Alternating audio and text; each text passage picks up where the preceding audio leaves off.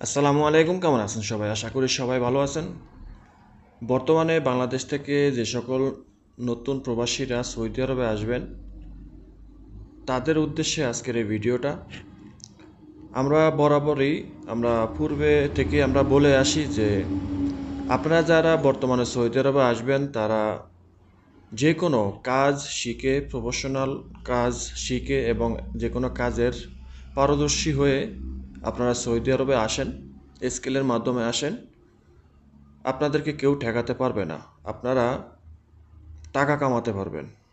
একটা কথা মনে রাখবেন, শিক্ষিত মানুষের মূল্যায়ন এবং অশিক্ষিত মানুষের মূল্যায়ন কিন্তু এক নয়। তেমনি একইভাবে একজন দক্ষ লোকের মূল্যায়ন অদক্ষ লোকের মূল্যায়নের সাথে অনেক পার্থক্য আছে। আমাকে এক ভাই আহ, একটা ভিডিওতে কমেন্ট করছিলেন যে বাংলাদেশে ভিসা ম্যানফর বা স্ট্যাম্পিং হওয়ার আগে নতুন সিস্টেম চালু হয়েছে। আর সেটা হলো যে $50 দিয়ে অনলাইন থেকে এই একটা আবেদন ফরম নিতে হয় এবং নির্ধারিত একটা ট্রেনিং সেন্টারে ভর্তি হতে হয় এবং সেখান থেকে যদি সিলেক্ট হয় তাহলে ভিসা স্ট্যাম্পিং হবে। আর যদি সেখানে যদি না টিকে বা পাস না করতে পারে তাহলে নতুন করে আবার ট্রেনিং সেন্টারে ভর্তি হতে হবে। এই উদ্যোগটা কিন্তু খুবই ভালো একটা উদ্যোগ বাংলাদেশ সরকারের। কারণ আমরা সৌদি আরবে যারা আছি আমাদের মধ্যে থেকে বলা যেতে পারে 95% লোক সৌদি আরবে অদক্ষ হয়ে সৌদি আরবে আসে। সৌদি আরবে আসার পর তারা বিভিন্ন সময় বিভিন্নভাবে মানে সমস্যার সম্মুখীন হতে হয়। আর যার একটাই রিজন, সেটা হলো কাজ না জানা বা অদক্ষ। আমি আবারও বলি যে দক্ষ লোকের মূল্যায়ন সারা পৃথিবীতে আছে, অদক্ষ লোকের মূল্যায়ন কোথাও নেই। আমরা পূর্বে থেকে এটা জানি যে সিঙ্গাপুরের মতন দেশে একটা মানুষ যেতে হলে তার স্কিলের দরকার হয়। স্কিল না থাকলে তাকে সেখানে প্রায়োরিটি বা কোনো রকম রেসপন্ড করে না, কারণ সে কোনো মানে সে একেবারে অদক্ষ। আর অদক্ষ লোক তো তারা নেয়ই না। তো আমি বাংলাদেশ সরকারকেও আমাদের পক্ষ থেকে, আমরা যারা প্রবাসে আসি দীর্ঘদিন থেকে, সেই সকল প্রত্যেকটা প্রবাসীর পক্ষ থেকে বাংলাদেশ সরকারকে বলবো যে অবশ্যই এরকম ধরনের উদ্যোগ অবশ্যই নেওয়া দরকার, যেন একটা মানুষ বাংলাদেশ থেকে অদক্ষ হয়ে প্রবাসে না যেতে পারে বা না আসতে পারে। কারণ এরা টাকা পয়সা খরচ করে প্রবাসে আসে, এসে কোনো ধরনের কাজ না জানা থাকার কারণে কাজ কাম করতে পারে না, কোথাও গেলে তারা সিলেক্ট হয় না, তারা কোনোভাবেই কোনো ধরনের সুযোগ তারা নিতে পারে না।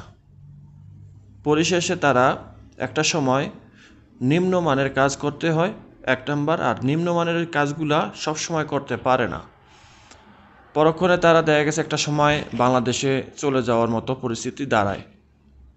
আর তার একটাই কারণ, অদক্ষ।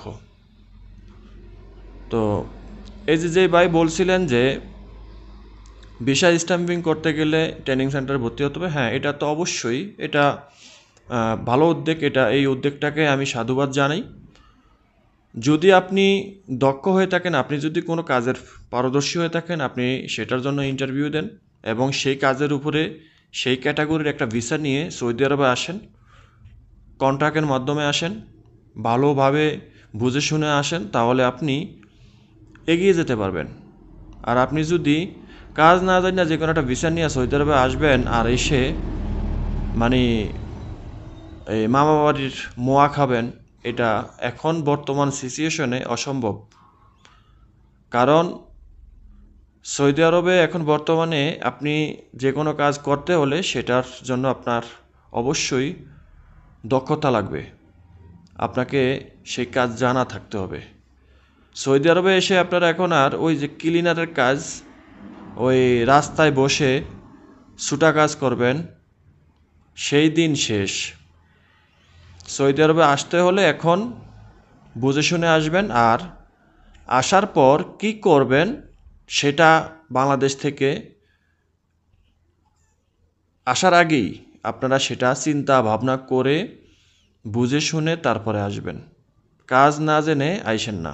বর্তমানে ভিসা স্ট্যাম্পিং হতে ফেব্রুয়ারি মাস থেকে যে নতুন নিয়মটা চালু করা হয়েছে, এটাও কিন্তু খারাপ না, এটাও কিন্তু খুবই ভালো। কারণ ডিমান্ড লেটার লাগবে কেন? ডিমান্ড লেটার লাগবে এই কারণেই, একটা কোম্পানির ভিসা দিয়ে লোক আসবে, সে কোম্পানিতে আসার পর কোম্পানি খুঁজে পাবে না, কাজ খুঁজে পাবে না, ইকামা পাবে না।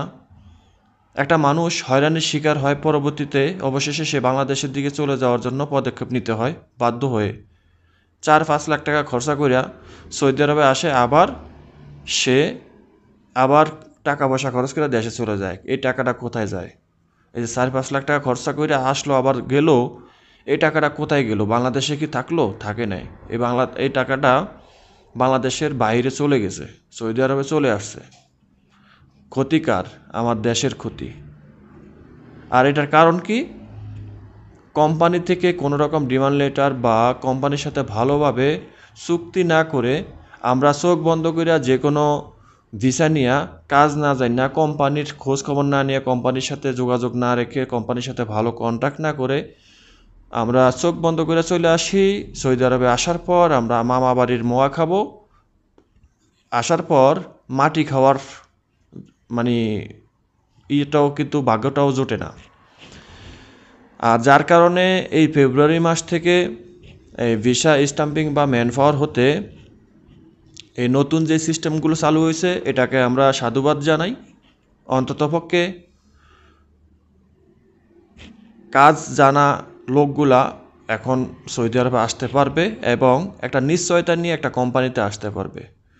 একটা কোম্পানি যদি ক্লিনারের লোক আনে, তার কোনো ইন্টারভিউ লাগবে না, কিন্তু কোম্পানির ডিমান্ড লেটার লাগবে। কোম্পানি একটা লোক নিয়ে এসে তাকে ছেড়ে দিবে বা তাকে পাত্তা দিবে না, বা ওই লোকটা এসে মানে বিভিন্ন ধরনের সমস্যার সম্মুখীন হবে, এটা হতে পারে না। বাংলাদেশ সরকারকে আমরা প্রবাসীদের পক্ষে থেকে আমরা বলতে চাই যে আপনারা আরও কঠোর থেকে কঠোর হন। সৌদি আরবে লোক আসতে হলে কঠিন সিদ্ধান্তের মধ্যে দিয়ে আসতে হবে, কঠিন সিদ্ধান্তের মধ্যে দিয়ে আসতে হবে। যেভাবে সিঙ্গাপুরে যেতে হতো, এখন বর্তমান সিঙ্গাপুরে যাওয়ার কথা বলি না, পূর্বে সিঙ্গাপুরে যেতে হলে যেই শর্তগুলো বা যেই নিয়মকানুনগুলো মেনে যাওয়া লাগতো স্কেলের মাধ্যমে, সেগুলা সৌদি আরবের জন্য আপনারা চালু করেন। তো এই হলো বিষয়টা। আপনারা সৌদি আরবে আসতে গেলে ভেবেচিন্তে আসেন, ডিসিশন বাংলাদেশ থেকে আগেই নেন। আপনি কিভাবে আসবেন, আসার পর আপনি কি করতে পারবেন বা কি করা সম্ভব আপনার পক্ষে। অনেক পরিবারের লোক আছে যে পড়ালেখা করছে, কোনো সময় বাসায় একটা সুতা, এইখানকার সুতা ওইখানে নিয়ে রাখে নাই। সেই লোকটা সৌদি আরবে আসার পর কি কাজ করতে পারবে? কোনো কাজ করতে পারবে না, তার পক্ষে কোনো সম্ভব হয় না। তারপরও অনেকে কিন্তু এই অসম্ভবটাকে সম্ভব করার চেষ্টা করে, কিন্তু পরবর্তীতে না পেরে দেশে চলে যায়। আমাদের কাছে অনেক লোক আমাদের সাথে কথা বলে, ভাই সৌদি আরবে এসেছি 2 মাস 3 মাস, ভালো লাগে না, দেশে চলে যাব, দেশের জন্য মায়া লাগে, ঠিক আছে, এই দেশে ভালো লাগে না, কাজ নাই, কোম্পানি পাত্তা দেয় না, আকামা নাই, মানে বিভিন্ন সমস্যার শুরু আছে, কোনো শেষ নেই। তো এগুলা থেকে বাঁচতে হলে আপনারা আগেই বাংলাদেশ থেকে ডিসিশন নেন যে আপনি সৌদি আরবে আসতে কি করণীয় বা কি করলে আপনি সৌদি আরবে এসে 2টা পয়সা আর্নিং করতে পারবেন বা ভালো থাকতে পারবেন। 100% ভালো না থাকতে পারেন, অন্ততপক্ষে আপনি 70 থেকে 80% তো ভালো থাকার চেষ্টা করতে হবে। আর সেই ভালো থাকাটার জন্য আপনাকে কি করতে হবে? আপনি বাংলাদেশ থেকে ভালো একজন দক্ষ হয়ে যে কোনো কাজের দক্ষতা অর্জন করে আপনি প্রবাসে আসেন। সেটা হতে পারে সৌদি আরব, কুয়েত, কাতার, এই দুবাই, যে কোনো দেশে হোক, আদার যে কোনো কান্ট্রিতে হোক। আপনি প্রবাসে যেতে হলে আপনি একজন দক্ষতার মানে কাজের দক্ষতা অর্জন করে আপনি প্রবাসে যান বা আসেন, তবেই আপনি ভালো থাকতে পারবেন। আশা করি বুঝতে পেরেছেন। ভিডিওটা যদি ভালো লাগে অবশ্যই লাইক, কমেন্ট, শেয়ার করে দেবেন। চ্যানেলটি সাবস্ক্রাইব করে পাশে থাকা বেল আইকনটা অন করে দেবেন। আল্লাহ হাফেজ।